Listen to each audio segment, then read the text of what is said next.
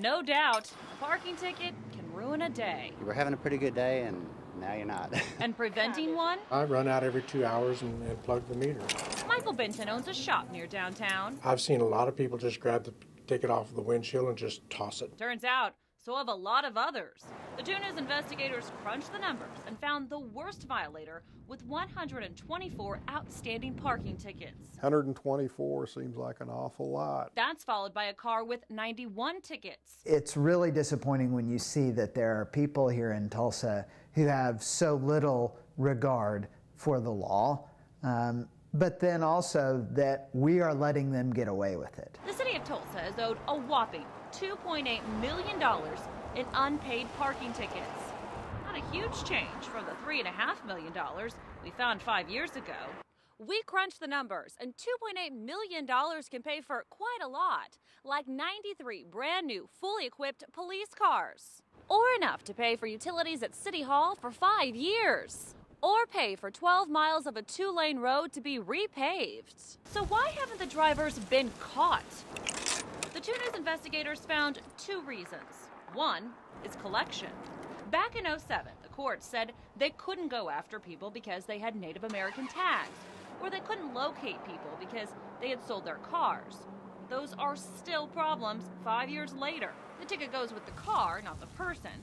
So Tony Salino, the court administrator, says after 5 years, the vehicle often changes owners. So any time before 2007, they consider it Uncollectible. Those go way back. So instead of going after $2.8 million, What the real number is we're looking at for those years is $1,262,000. but the 2 News investigators uncovered another snag. That brings that collectible amount even lower.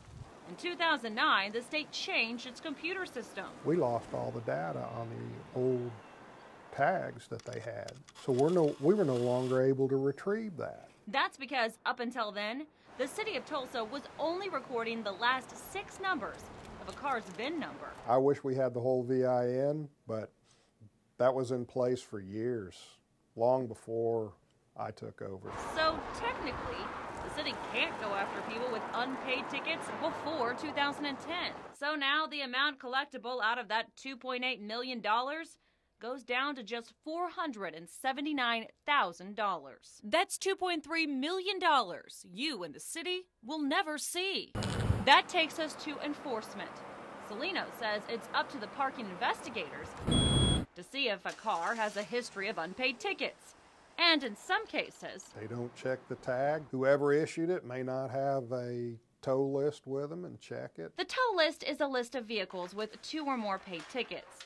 The vehicle is supposed to be booted or towed. The list changes weekly, and you're talking about a high volume of vehicles, so it's the ability to query those vehicles and determine which ones the judges have declared a nuisance in order to be booted. Hundreds of vehicles that on paper stack up to an inch thick. The parking investigators are supposed to carry that information around. The partner says it's hard for them to track that huge list and do their job of checking expired meters at the same time. Well, I'm not surprised by that number. I'm disappointed by it. 2 News investigators took what we uncovered to Counselor G.T. Bynum, and he's come up with a possible solution. E-ticket machines. Right now, the machines are mostly used for speeding tickets, but Bynum would like to get at least one for parking enforcement.